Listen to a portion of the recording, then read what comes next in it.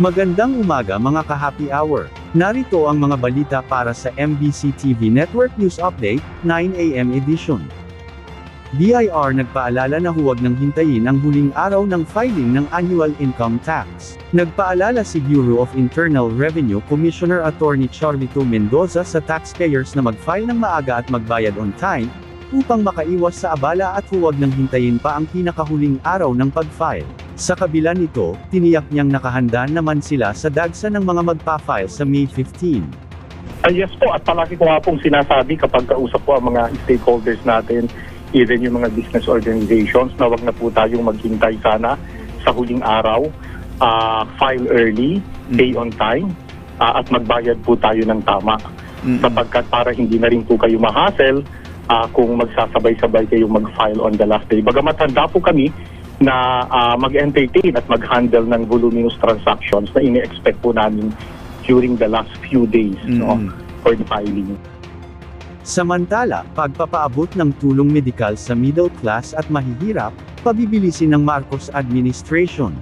Tinalakay sa Malacanang ang mga hakbang upang maiwasan ang mahahabang pila, paulit-ulit na requirements, at tambak na papeles sa paghingi ng medical assistance. Ito ayon kay Executive Secretary Ralph Recto ay bahagi ng layunin ng Marcos administration, na pabilisin ang pagpapaabot ng medical assistance sa middle class at mga mahihirap.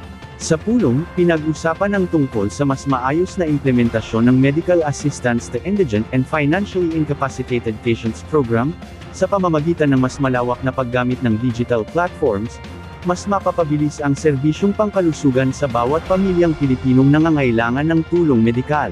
Ayon kay Recto, layunin ng administrasyon na gamitin ang teknolohiya upang gawing mas mabilis, mas transparent, at mas makatao ang paghahatid ng serbisyo publiko.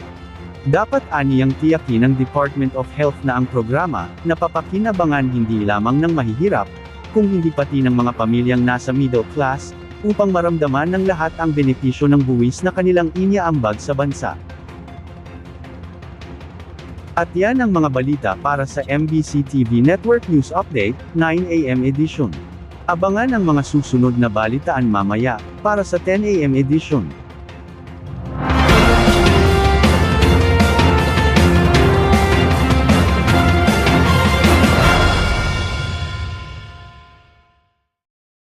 Mga ka-happy hour, kung gusto mong manood ang mga balita sa MBC TV Network News Update, mag-subscribe sa aming YouTube channel, i-like ang aming Facebook page, at i-follow sa aming TikTok account.